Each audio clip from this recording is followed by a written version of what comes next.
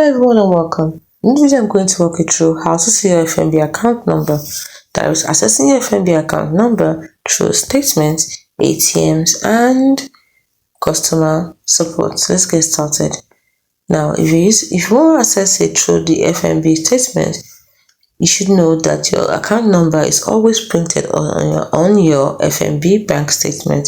This applies to both paper statements and electronic statements accessible through online banking. The second method is FNB ATMs. In some cases, your account number might be displayed on ATM transaction receipts or when viewing account details at the ATM. Lastly, by contacting FNB's customer support. If you are unable to find your account number through the above method, you can contact FNB customer support. They will verify your identity and provide you with your account number. It's very important to make sure that when contacting FNB that you are using official FNB contact information. Thank you.